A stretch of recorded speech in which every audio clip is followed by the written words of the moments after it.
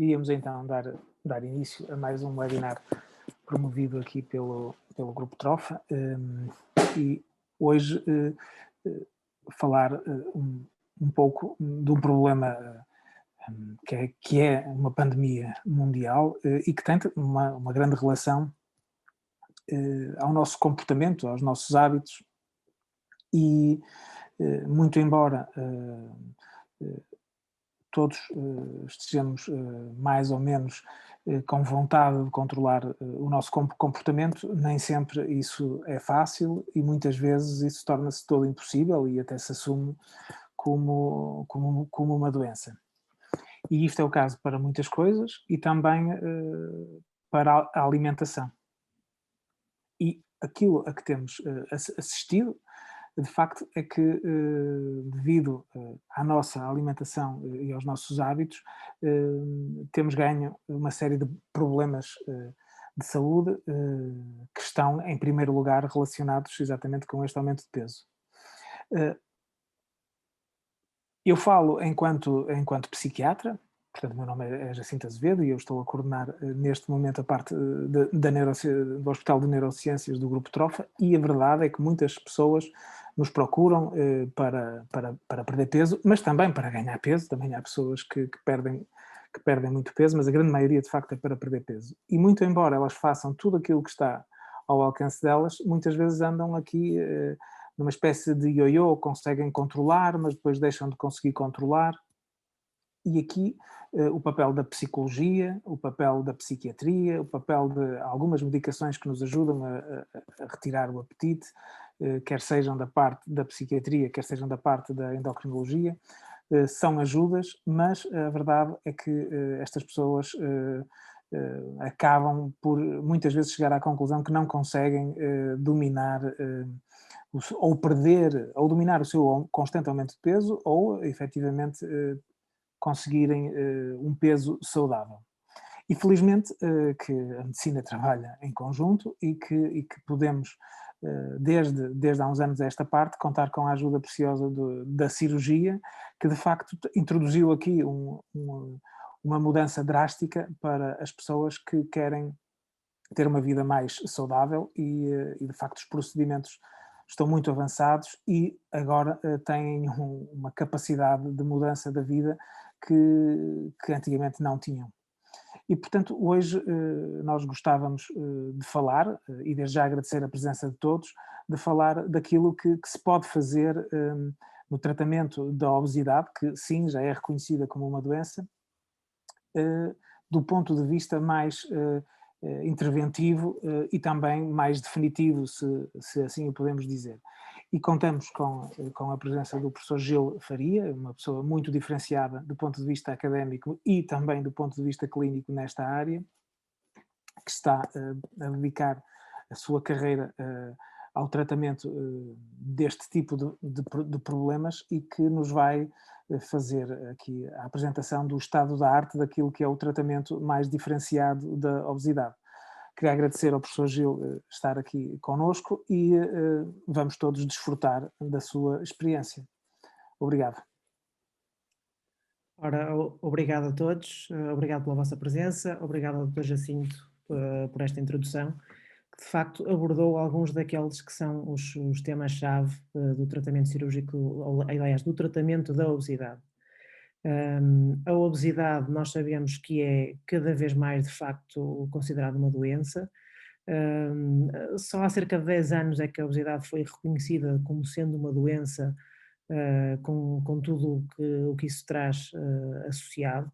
Até aí era associado com um distúrbio do comportamento ou da vontade, um traço de personalidade, uma série de coisas, de adjetivos que não ajudavam a que nós pudéssemos de facto combater esta doença. Felizmente as coisas mudaram, o tratamento cirúrgico de facto hoje em dia está muito evoluído e veio-nos trazer conhecimentos novos e conhecimentos muito importantes acerca da patofisiologia, portanto do desenvolvimento da obesidade, nomeadamente da obesidade mórbida. Conforme me pediram, vamos tentar falar aqui alguns minutos, cerca de meia hora, acerca do que é a obesidade, porque é que ela se desenvolve, porque é que é tão difícil tratar a obesidade, e terminando também em alguns dos resultados que nós podemos oferecer e que podemos atingir com o tratamento cirúrgico da obesidade. Eu irei agora começar a partilhar aqui uma apresentação. Vamos então começar a falar um bocadinho acerca da obesidade e do seu tratamento. Conforme sabemos, de facto, no último ano tem-se falado muito de pandemias, e a Covid-19 veio trazer essa palavra para o léxico de toda a gente, mas a obesidade era já antes disso uma verdadeira pandemia e é provavelmente a verdadeira pandemia do século XXI. Atinge cerca de 1 em cada 8 indivíduos, e traz consequências em praticamente todos os órgãos do corpo humano e em todos, está associada à doença em praticamente todos os sistemas. Podemos ver, por exemplo, nesta questão do Covid-19 que hoje em dia é tão falada, a obesidade é o principal fator de risco para Covid-19 grave, é o principal fator de risco para internamento em cuidados intensivos. E, portanto, é uma doença por si só, mas é uma doença que vai agravar a sintomatologia e a expressão de muitas outras doenças. Nos últimos 20 anos, a obesidade a nível mundial aumentou cerca de 30%. Existem no mundo inteiro mais de 1.500 milhões de indivíduos com obesidade e existem anualmente cerca de 300 milhões de mortes associadas à obesidade. A obesidade por si só é responsável por cerca de 5% de todos os gastos em saúde, e está associada a comorbilidades, como disse, em todos os aparelhos e sistemas, e a uma diminuição significativa da qualidade de vida e da esperança média de vida. Podemos ver que a obesidade tem uma distribuição praticamente em todo o mundo e tão mais importante quanto mais desenvolvido for o sistema económico dos países. Podemos ver que estes países que estão a cinzento não quer dizer que não exista obesidade, é apenas que não existem dados suficientes acerca da obesidade, mas sabemos que é também hoje em dia um problema sério nos países e nas economias emergentes. Podemos ver, por exemplo, que na Índia existem simultaneamente duas pandemias ou duas epidemias graves. Uma é da obesidade, a outra é do déficit nutricional, ou seja, temos ao mesmo tempo pessoas com um aporte calórico exagerado que vai levar a uma expressão grave da obesidade. Por outro lado, temos na mesma população pessoas com déficit calórico importante associado a má nutrição.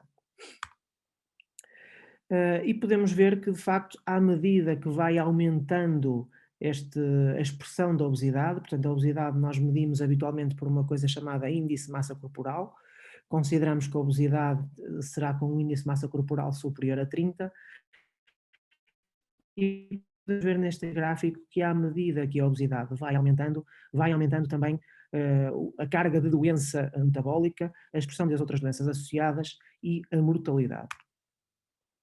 Especificamente em Portugal, cerca de 53% da população tem excesso de peso ou obesidade, e cerca de 15% da população tem obesidade estabelecida. Isto corresponde a cerca de 1,5 milhão de indivíduos no país inteiro. Portanto, a obesidade é uma doença de todos nós, não é uma doença dos esquisitos, não é uma doença dos preguiçosos, é uma doença que nos afeta ou pode afetar a praticamente todos nós. Como disse há pouco, está associada a doença em praticamente todos os órgãos e todos os sistemas do corpo humano, a parte respiratória, gastrointestinal, parte do rim, patologia musculoesquelética e osteoarticular, patologia neurológica, cardiovascular, do sistema endócrino e uma coisa que muitas vezes é desvalorizada, a patologia psicossocial, seja com os distúrbios do comportamento, com diminuição da autoestima, com alterações da imagem corporal, com isolamento social, com estigma social e com doenças do foro da depressão. A obesidade podemos ver, por outro lado, que está associada a doença metabólica importante e essa doença metabólica, nomeadamente através da resistência à insulina, e já vamos falar um pouco mais à frente acerca disso, está associada a outras doenças, nomeadamente à doença cardiovascular e à diabetes tipo 2, que são as principais causas de morte no mundo civilizado. Mas, acima de tudo, a obesidade está associada a uma percepção subjetiva de perda da qualidade de vida. É aquilo, mais do que as doenças associadas à obesidade, o que preocupa as pessoas é aquilo que as pessoas não conseguem fazer ou deixam de fazer. Por exemplo, apertar os cordões, sentar-se numa cadeira normal, viajar num autocarro, num comboio ou num avião, ou simplesmente ter receio do estigma social associado ao excesso de peso e à obesidade. E é aqui que nós temos que perceber que é necessário abordar a obesidade de uma forma global e tratar a obesidade como uma doença que ela de facto é. E não adianta continuarmos a estigmatizar e a ostracizar as pessoas com obesidade, porque hoje em dia temos tratamentos que podem ser eficazes, tratamentos que estão disponíveis para quem deles precisa, hum, e tratamentos que são necessários para evitar quer esta perda de qualidade de vida, quer o agravamento das doenças associadas à obesidade. Por outro lado, nós sabemos que perder peso é extraordinariamente difícil. Os melhores estudos, isto é aqui uma combinação de vários estudos, demonstra que as dietas, o tratamento comportamental associado ao exercício físico e eventualmente o componente farmacológico, embora o componente farmacológico nos últimos anos tenha sofrido algumas alterações e algumas melhorias, mas este tratamento combinado está associado a perdas de peso moderadas a significativas, entre os 4 e os 15 quilos em média. Portanto, podemos ver que é possível, de facto, perder peso, é possível fazer este tratamento dito conservador, e que as pessoas, de facto, conseguem perder até cerca de 15 quilos com este tratamento. Qual é o problema? O problema é que quando se suspende o tratamento, a tendência é que se recupere todo o peso perdido e mais algum. 5 anos após a intervenção, a grande maioria dos doentes acaba por ter um peso superior àquele que iniciou. E já vamos mais à frente perceber um bocadinho porque é que isto acontece. Por outro lado, temos um tratamento que passa por cirurgia, que é um tratamento que não é isento de riscos e complicações, mas que está de facto associado a uma perda de peso significativa e, mais importante do que isso, duradoura no tempo. Podemos ver aqui neste gráfico que não só as pessoas perdem peso no primeiro 1 a 2 anos após a cirurgia, como essa perda de peso, apesar de haver uma ligeira recuperação, é mantida ao longo do tempo. Além do mais, está demonstrado que o tratamento cirúrgico permite a reversão das comorbilidades, ou seja, das doenças associadas à obesidade, e permite diminuir a taxa de mortalidade em alguns grupos de doentes que podem atingir os 90%. Então, porque é que a cirurgia ainda é tão vista de lado ou não é tão considerada por muitas pessoas?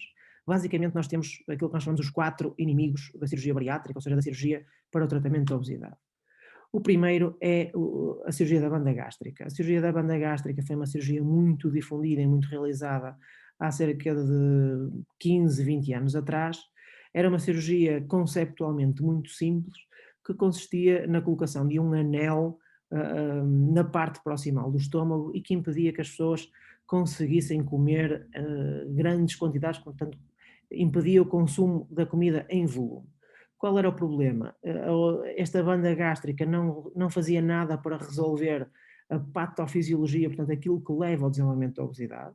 As pessoas continuavam com fome e estava associada a uma má qualidade de vida. Portanto, as pessoas tinham fome, mas não conseguiam comer, sentiam um enfartamento, uma vontade, muitas vezes, de regurgitar a comida.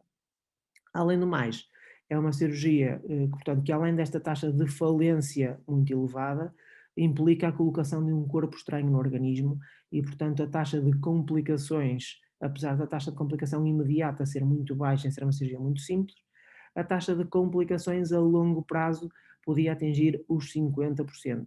Ou seja, 50% dos doentes que fizeram colocação de banda gástrica, alguns durante o resto da sua vida poderão ter que fazer uma outra cirurgia para remover ou resolver as complicações da banda gástrica. O segundo grande inimigo da cirurgia bariátrica são as expectativas de que isto é uma cirurgia estética. Ou seja, a expectativa que as pessoas vão fazer esta cirurgia e vão se transformar automaticamente em supermodelos, que vão ficar com corpos esculturais, e que este é o objetivo principal da cirurgia. Não é de todo. O objetivo principal da cirurgia é devolver a qualidade de vida, é fazer com que as pessoas percam peso de uma forma saudável, mas não é necessariamente que se tornem mais bonitas ou mais desejáveis. O terceiro grande inimigo é a ideia de que a cirurgia é reservada para estes casos extremos, que todos nós vemos na televisão, de indivíduos que são de facto submetidos à cirurgia. A cirurgia também é para estes indivíduos, para pessoas que estão no fim da linha da sua doença e das suas linhas de tratamento, mas é também para o comum dos mortais que sofre com a obesidade, que tem doenças associadas à obesidade e que tem um grau de obesidade que nós sabemos que será difícil de tratar de outras formas. Finalmente, o quarto grande inimigo é a ideia generalizada que uma alimentação saudável e equilibrada e a prática de exercício físico moderado consegue resolver o problema da obesidade. Claramente que não consegue, claramente que fazer exercício é fundamental, fazer uma escolha alimentar mais saudável é fundamental para o tratamento da obesidade, mas não é suficiente. Ou seja, esta será a solução para evitar o desenvolvimento da obesidade, mas chegado o grau de obesidade estabelecida, nomeadamente a obesidade grau 2, ou obesidade grau 3, obesidades mórbidas graves associadas à doença, claramente que comer menos e fazer exercício não chega para tratar a obesidade. Tudo isto é o que eu estou a dizer, portanto, este tratamento, a dieta saudável, o exercício físico, a terapia comportamental e o apoio farmacológico são fundamentais, mas insuficientes para tratar a obesidade. Existem também alguns mitos associados ao tratamento da obesidade. Este é o primeiro, ou seja, que a recomendação de um estilo de vida saudável resulta. Nós podemos ver aqui este estudo que nos demonstra que a tentativa de intervenção nutricional feita por cardiologistas em doentes de risco teve um resultado que foi absolutamente igual a zero. Ou seja, fazer as recomendações que é preciso fazer uma escolha alimentar mais saudável e é preciso fazer exercício físico são exatamente a mesma coisa do que fazer intervenção nenhuma. E podemos ver que este tipo de intervenções conservadoras e de recomendação de estilos de vida saudáveis não têm nenhum impacto a nível da redução do risco de mortalidade. Aqui nós podemos ver neste gráfico, de facto, a cirurgia reduz o risco de mortalidade, nomeadamente por eventos cardiovasculares, mas este tipo de intervenção comportamental ou de estimulação de estilos de vida saudável não tem nenhum tipo de efeito a nível de redução de mortalidade. A pergunta que muitas vezes se coloca é, mas e a cirurgia? A cirurgia funciona porque eu conheço alguém que foi operado e que voltou a recuperar peso. Porque na minha família, a minha prima, o meu amigo foi operado e hoje está exatamente na mesma. Não existem tratamentos que sejam infalíveis, ou seja, não existem tratamentos que sejam 100% eficazes. Ainda agora se fala muito, por exemplo, na questão da vacinação da Covid-19, que é claramente vantajosa, mas nem essa é 100% eficaz. Há pessoas que foram vacinadas e que desenvolvem doença. Aqui é exatamente a mesma coisa.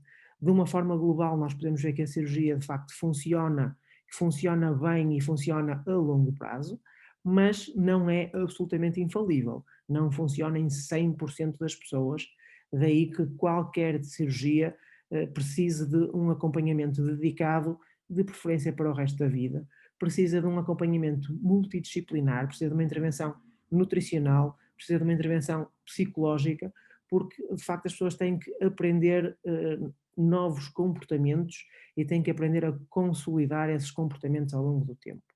Se no primeiros 12 a 24 meses após a cirurgia existe um efeito metabólico direto da cirurgia, que até pode tolerar alguns exageros, digamos assim, a partir daí o nosso organismo acaba por aprender a lidar com este novo ambiente hormonal e tem uma tendência a que possa haver alguma recuperação de peso. E aí é muito importante este acompanhamento multidisciplinar, este acompanhamento nutricional e psicológico, para permitir que as pessoas consolidem os comportamentos ao longo do tempo e se mantenham num intervalo de peso considerado saudável. Podemos ver, por exemplo, que não só existe perda de peso, como existe uma melhoria importante nas comorbilidades, ou seja, nas doenças associadas à obesidade. O síndrome metabólico é um conjunto de fatores de risco associados à doença cardiovascular, que inclui, entre outras coisas, a hipertensão, a diabetes e a dislipidemia, as alterações nos triglicerídeos e no colesterol. E podemos ver que nas pessoas com obesidade, nomeadamente com obesidade mórbida, existe uma elevada prevalência deste síndrome metabólico. Cerca de 2 em cada 3 doentes têm a expressão do síndrome metabólico. Aquilo que nós podemos ver é que após a cirurgia, e neste caso deste estudo que nós publicámos em 2013, existe uma reversão superior a 80% deste síndrome metabólico após a cirurgia. Ou seja, não só as pessoas perdem peso, como livram-se das outras doenças associadas à obesidade e têm um melhor controlo sobre a sua saúde. Podemos ver, de facto, que a perda de peso não é igual entre todas as cirurgias. Temos aqui ainda a cirurgia da banda gástrica azul, que é uma cirurgia que hoje em dia está praticamente abandonada, e a cirurgia do sleeve e do bypass, que hoje em dia são as cirurgias realizadas em mais de 90% das situações e que estão associadas a perdas de peso significativas e consideráveis. As pessoas, em média, vêm de um IMC de cerca de 46 para um IMC à volta de 30 no bypass e cerca de 32 no sleeve gástrico. Isto leva-nos a uma das grandes dificuldades, que é que técnica cirúrgica escolher para cada pessoa. Não existe uma técnica cirúrgica ideal, não existe uma técnica cirúrgica universal. Estes dados, como podem ver, são de 2012, numa altura em que a experiência com o sleeve gástrico era ainda muito reduzida.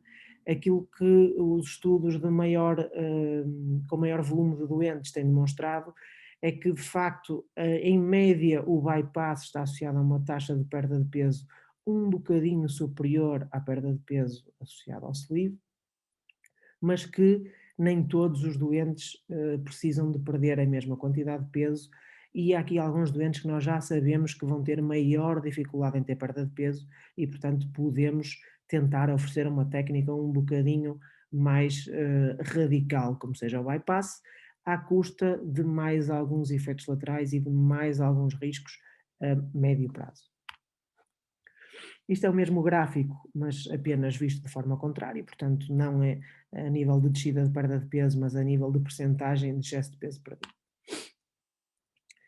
Já falámos sobre síndrome metabólico, podemos falar também sobre hipertensão arterial, por exemplo, cerca de 2 em cada 3 doentes resolve a sua hipertensão após a cirurgia e cerca de 2 em cada 3 dos doentes também melhoram o seu perfil lipídico, portanto resolvem a sua doença do metabolismo dos lipídios, seja do colesterol, seja dos triglicerídeos.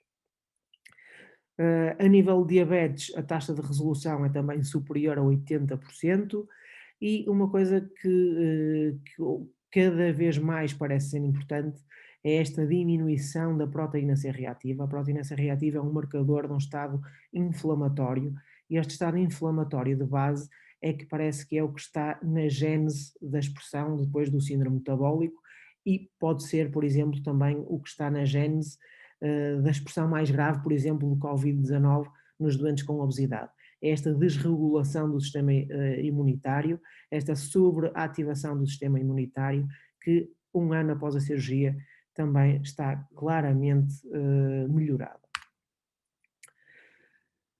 Tudo isto, a cirurgia da obesidade, apesar de se falar muito dela nos últimos anos, não é propriamente uma cirurgia nova. As primeiras cirurgias de obesidade foram feitas nos Estados Unidos nos anos 50, associadas a algumas complicações, daí que tenha sido reservada para grupos muito particulares de doentes, mas a partir dos anos 80 começou-se a fazer esta cirurgia em larga escala. E nessa altura reparou-se, os cirurgiões que operavam este tipo de doentes, repararam que doentes com obesidade e diabetes graves, na altura em que tinham alta hospitalar após a cirurgia, portanto cerca de uma semana após a cirurgia, e relembro que nesta altura não existia ainda a cirurgia laparoscópica, que é aquilo que nós fazemos atualmente e portanto implicava uma recuperação mais difícil, mais prolongada, mas os cirurgiões repararam que uma semana após a cirurgia estes doentes não precisavam mais de tratamento da diabetes, porque apesar de não terem perdido muito peso, os diabetes ou a diabetes estava significativamente melhorada após a cirurgia. E, portanto, começaram a perceber que existia aqui mais alguma coisa que não estava apenas associada ao excesso de peso.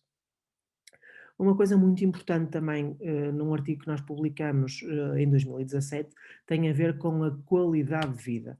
E aquilo que se demonstra é que cerca de 3 meses após a cirurgia já existe uma melhoria muito significativa na qualidade de vida e 1 ano após a cirurgia a qualidade de vida dos doentes operados é maior do que do chamado dos controlos, ou seja, pessoas não obesas. Relativamente à avaliação do custo-eficácia, um artigo também publicado por nós em 2013 demonstra que a cirurgia da obesidade para as pessoas em quem ela é recomendada pela Direção-Geral de Saúde, ou seja, com um índice de massa corporal superior a 40 ou superior a 35 associado a outras doenças, é não só custo-eficaz, mas é poupadora de recursos, ou seja, permite que as pessoas vivam mais anos, permite que as pessoas vivam com maior qualidade de vida e que a médio prazo consegue poupar recursos ao sistema de saúde, porque vai diminuir as complicações associadas à diabetes, à doença cardiovascular, à insuficiência renal e a uma série de outras doenças associadas à obesidade. Aquilo que muitas vezes me perguntam também é a segurança da cirurgia. A cirurgia bariátrica hoje em dia é extraordinariamente segura. Nós podemos ver que a cirurgia bariátrica aparece aqui neste preto mais escuro, este traço verde, é mais seguro do que uma simples cirurgia de remoção do apêndice ou da vesícula biliar. Portanto, a taxa de mortalidade é muito baixa, é tão baixa como a taxa de mortalidade de ter uma gravidez de termo, ou seja, ninguém deixa de ter filhos por causa do risco de morrer de complicações do parto, e o risco de mortalidade associada à cirurgia bariátrica é significativamente o mesmo.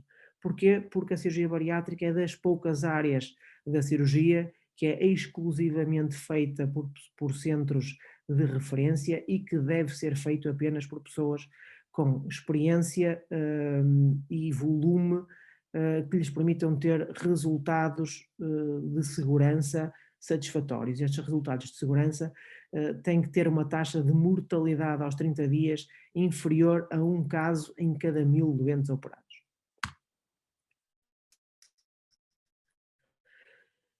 Quais os tipos de cirurgia e como escolher?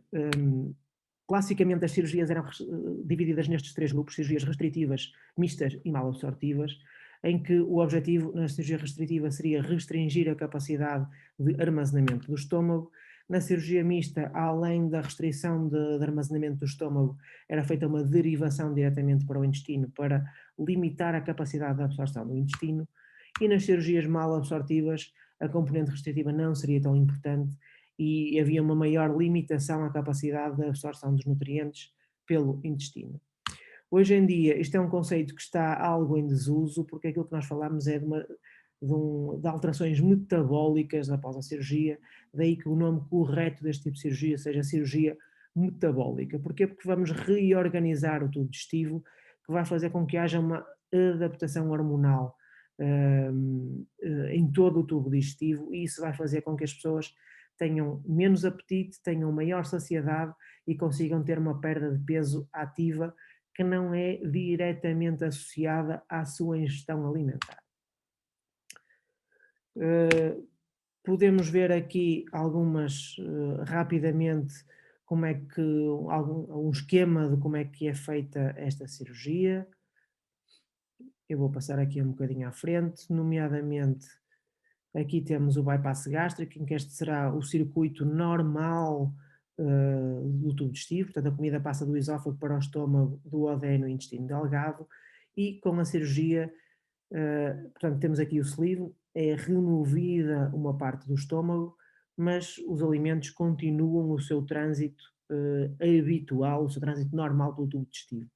Daí que o sleeve seja a cirurgia mais fisiológica, mais anatomicamente normal. Eu peço desculpa, não tenho aqui a apresentação do bypass, mas basicamente no bypass aquilo que iria acontecer era haver uma limitação também aqui à quantidade de reservatório gástrico e depois uma reorganização do tubo digestivo para que a comida deixe de passar por parte do estômago e pelo duodeno. E essa chegada mais rápida da comida ao intestino mais distal vai estimular, mais uma vez do ponto de vista hormonal, o organismo a pensar que teve maior aporte calórico do que aquele que de facto teve.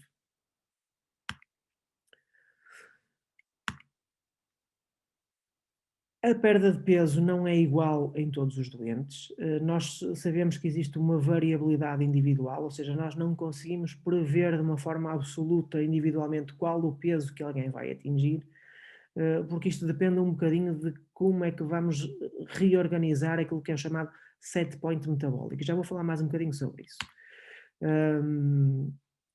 Sabemos que, por exemplo, a insulinoresistência, que é o que está na gênese do tratamento da diabetes, melhora muito rapidamente após a cirurgia, cerca de 5 dias, ou seja, menos de uma semana após a cirurgia, a resistência à insulina é semelhante àquilo que vai ser 6 meses após a cirurgia, tanto que uma percentagem significativa dos diabéticos pode ter alta hospitalar cerca de 2 a 3 dias após a cirurgia, sem qualquer tipo de medicação especificamente para os diabetes.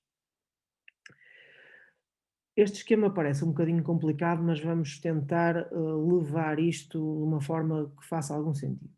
Em primeiro lugar, este gráfico aqui do lado direito mostra-nos que a taxa de metabolismo basal, que é aquela energia que as nossas células utilizam para manter o nosso corpo e as nossas atividades do dia a dia a funcionar, correspondem a cerca de 2/3 de toda a energia que o nosso organismo gasta. Ou seja, só menos de 1/3 está associada à atividade física, à prática de exercício físico. Daí que seja muito difícil conseguir perder peso exclusivamente através do aumento desta percentagem, porque corresponde a muito tempo de exercício e a um exercício muito extenuante. Nós podemos ver aqui que o nosso organismo está sempre a tentar encontrar um equilíbrio entre aquilo que nós comemos e aquilo que nós gastamos. Se nós tivéssemos um desequilíbrio entre as calorias ingeridas e as calorias gastas pelo nosso organismo de cerca de 11 calorias por dia. 11 calorias são estas duas batatas fritas. Ou seja, se nós coméssemos por dia mais do que 2 batatas fritas a mais da nossa dose e o nosso organismo não fosse capaz de se adaptar, isto levava a um aumento de peso de cerca de 70 quilos entre os 25 e os 75 anos. Ou seja, o nosso organismo é capaz de alterar o seu metabolismo para compensar este desequilíbrio energético. Então, porquê é que nós engordamos? Porque o nosso organismo, por diversas alterações hormonais, ambientais, sociais, que têm a ver com poluentes, com alterações no metabolismo, com nutrientes presentes na comida, vai fazer com que o organismo ache que o seu peso normal é um peso superior àquilo que nós consideramos normal. E vai fazer todos os possíveis para manter esse peso estável. Aquilo que nós podemos ver aqui é que o peso está estável entre aquilo que se consome e aquilo que se gasta. Quando a pessoa tenta fazer uma dieta diminuindo aquilo que consome, o organismo vai adaptar o seu consumo metabólico para não permitir uma perda de peso muito acentuada. Quando a pessoa volta a comer um bocadinho mais ou próximo daquilo que comia antes, o organismo mantém-se neste estado de poupança energética e este novo equilíbrio, este novo set point metabólico vai acontecer num peso superior.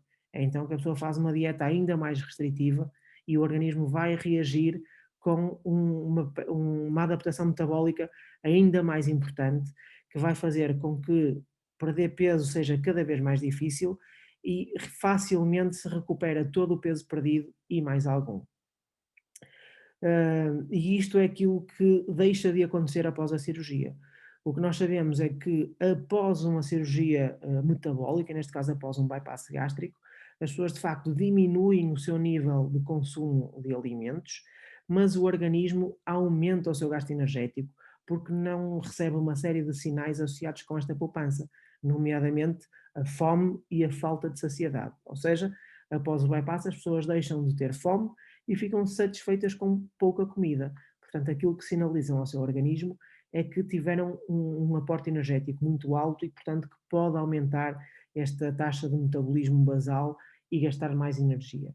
Isto faz com que, gastando mais energia do que aquela que se consome, vai haver uma perda de peso gradual e à medida que vai havendo essa perda de peso, depois o organismo volta a baixar a sua taxa de metabolismo até encontrar um novo equilíbrio, um novo set point metabólico, que é o peso que tenderá a ser estável para o resto da vida. Daí que nós não conseguimos prever a nível individual aquilo que vai acontecer, depende de qual vai ser a adaptação metabólica de cada um destes indivíduos.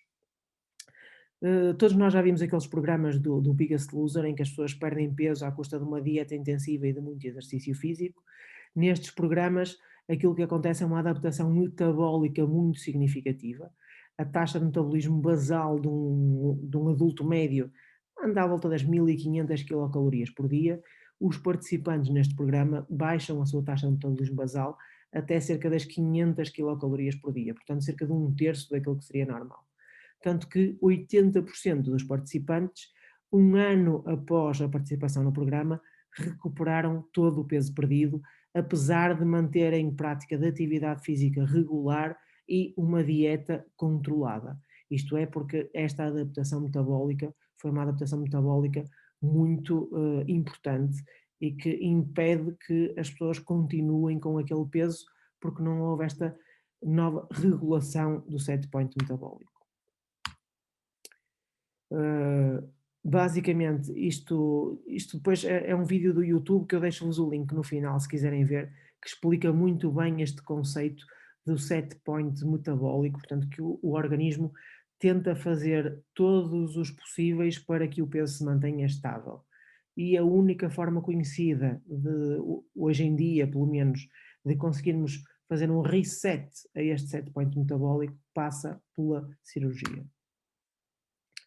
Portanto, como vos disse há bocadinho, a cirurgia não funciona por restrição ou por má absorção, funciona porque leva a alterações metabólicas, nomeadamente a uma diminuição do apetite, a um aumento da saciedade, ou seja, a um aumento da capacidade da pessoa se sentir satisfeita com quantidades menores de comida e a um aumento da taxa de metabolismo basal.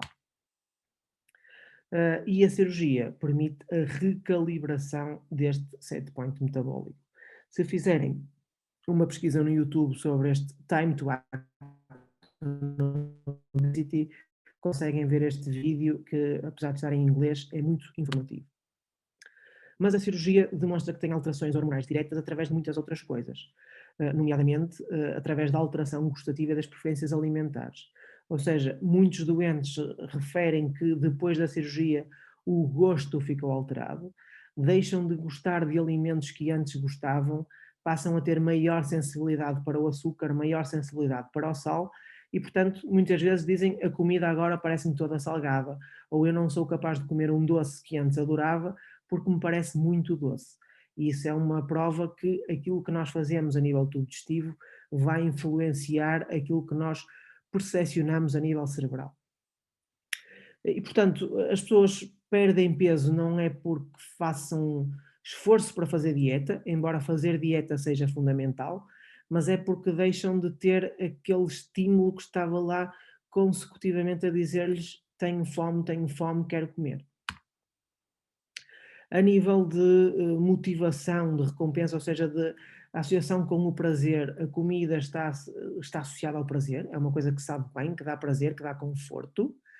Nos doentes obesos, nós sabemos que existe uma associação maior entre a alimentação, ou seja, entre a ingestão alimentar e o prazer, é quase como se fosse uma dependência da comida.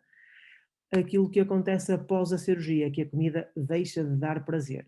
Eu muitas vezes digo que as pessoas deixam de viver para comer e passam a comer para viver. Vão comer porque chegou a hora de comer.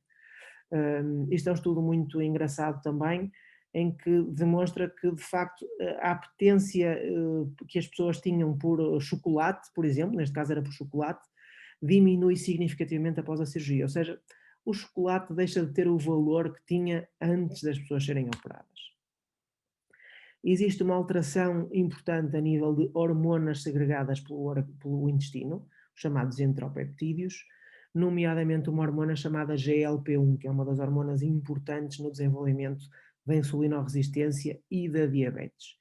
Não só se conseguiu comprovar que esta alteração hormonal acontece após a cirurgia, ou seja, as pessoas passam a produzir uma maior quantidade do GLP-1 quando comem, e este GLP-1 é uma molécula que vai sinalizar ao cérebro para parar de comer, para dizer que a pessoa está satisfeita, como mesmo numa pessoa que tenha feito uma cirurgia, se nós inibirmos a produção desta molécula do GLP-1 com medicação, a pessoa vai conseguir comer exatamente o mesmo que comia antes da cirurgia e vai ter exatamente a mesma fome que tinha antes da cirurgia. Ou seja, isto é o comprovativo que isto não tem a ver com força de vontade, não tem a ver com o querer, não tem a ver com as pessoas não conseguirem cumprir a dieta porque têm algum déficit de personalidade. Isto tem a ver com alterações hormonais e as pessoas têm dificuldade em cumprir a dieta porque têm fome e porque têm hormonas que lhes sinalizam que devem ter fome mesmo já tendo comido muito. Quais são então as indicações para o tratamento da obesidade? As indicações determinadas pela Direção-Geral de Saúde, como vos disse há pouco, são que as pessoas tenham um índice de massa corporal superior a 40 ou então um índice de massa corporal superior a 35, associado a outras doenças do espectro metabólico ou doenças agravadas pela obesidade, e com idade entre os 18 e os 65 anos, que já tenham tentado outros tratamentos e que esses tratamentos tenham falhado. Estas indicações da Direção-Geral de Saúde prendem-se também e têm a ver também com questões de custo e eficácia, ou seja, nós sabemos que nestas pessoas a cirurgia é mais custo eficaz, aliás, como vos disse há pouquinho, até é poupadora de recursos. O que não quer dizer que pessoas que caiam fora destas indicações, imaginemos uma pessoa que tem um índice de massa corporal de 37, mas não tem nenhuma doença associada, nós sabemos que vai ser uma questão de tempo, ou até desenvolver doença, ou até ter um índice de massa corporal superior a 40.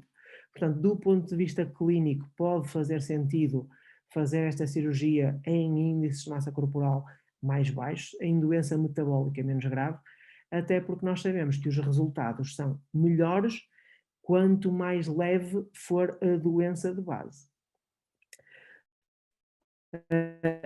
Então, porque é que nós não fazemos ou não abrimos as indicações desta cirurgia a mais pessoas? Basicamente porque não existe capacidade de oferecer a cirurgia a 1,5 milhão de pessoas, que foi aquelas que eu disse que sofriam de obesidade.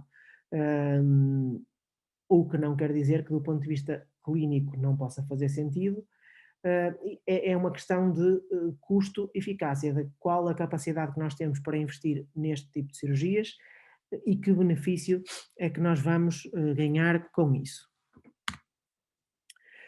Tanto que a maior parte das sociedades científicas internacionais começa a recomendar o tratamento cirúrgico para casos menos graves da obesidade, para doença metabólica, nomeadamente diabetes tipo 2 com obesidade de grau 1, portanto com IMC inferior a 35, e há muitas sociedades e muitos cirurgiões que começam a recomendar essa cirurgia com base naquilo que muitas vezes é esquecido, que são as comorbilidades ou as doenças psicológicas.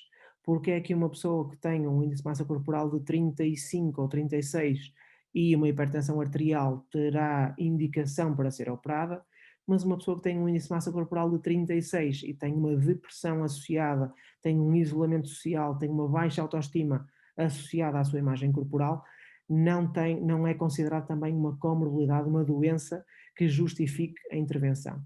Hoje em dia cada vez mais é discutido e, portanto, as guidelines, as indicações internacionais estão-se a alargar consecutivamente. Portanto, alguns mitos importantes já a bater acerca da obesidade e da cirurgia da obesidade. Ponto 1 é que a cirurgia é para os super-obesos. Não é. A cirurgia é para todos nós podemos vir a precisar dela. A cirurgia atualmente, as guidelines indicam para índice de massa corporal superior a 35 com doença associada, mas como disse, cada vez mais este limiar do índice de massa corporal está a baixar, porque vemos que os resultados são bons e que a cirurgia é extraordinariamente segura. A cirurgia é cara e é perigosa. Nem é perigosa, nem é cara. A cirurgia tem um custo económico que não é desprezível, mas é um custo económico que vai ser, tem que ser encarado como um investimento, porque a médio prazo vamos recuperar esse investimento naquilo que vamos deixar de tratar a nível de outras doenças e outras comorbilidades. Que não há experiência suficiente no tratamento cirúrgico, não. O tratamento cirúrgico faz-se em todo o mundo, em larga escala, há pelo menos 20 anos. Todos os anos são operados no mundo inteiro mais de 500 mil de pessoas e, portanto, temos um recuo suficiente e um volume de pessoas operadas suficiente para saber que a cirurgia é segura e eficaz a longo prazo. Não há critérios bem definidos para a cirurgia, também há critérios bem definidos e qualquer um de nós pode entrar nesses critérios. Os resultados são temporários, não há cirurgias infalíveis, de facto há pessoas que podem recuperar quase todo o peso perdido, mas na grande maioria das pessoas os resultados são duradouros.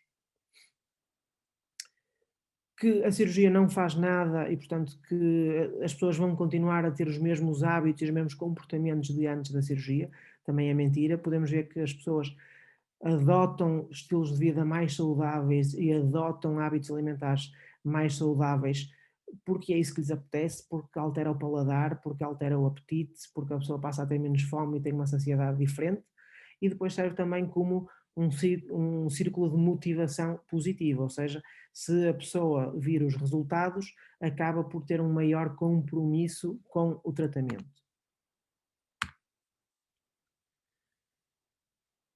E depois é importante desmistificar algumas coisas associadas à obesidade, que as pessoas são obesas porque têm falta de vontade, porque são preguiçosas ou porque precisam é de fazer dieta. A dieta, como vos disse, na maior parte dos casos não é suficiente.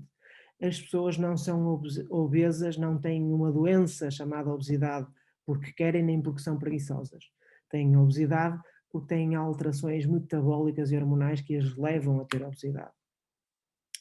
E os obesos precisam é de fazer exercício, também não é verdade. O exercício também é fundamental, ajuda, mas não é por si só suficiente. Estas eram as mensagens principais que eu gostaria de transmitir. Acabo dizendo que a cirurgia é uma ferramenta, ou seja, a cirurgia não faz milagres por si só, mas é uma ferramenta importante para permitir a quebra deste ciclo vicioso e desta autorregulação do set point metabólico e, portanto, permite que a pessoa consiga fazer um reset neste set point metabólico, consiga perder algum peso e depois consiga consolidar uma série de comportamentos mais saudáveis. A cirurgia, hoje em dia chamada metabólica, leva a uma reestruturação das hormonas gastrointestinais. Os resultados a nível de perda de peso e de reversão das doenças são duradouros. Aumenta o gasto energético, portanto a taxa de metabolismo basal, diminui a ingestão alimentar, altera o gosto, diminui o prazer associado à comida, fundamentalmente altera o metabolismo e a fisiologia do tubo digestivo, é um procedimento seguro e eficaz e está associado a uma melhoria significativa da qualidade de vida.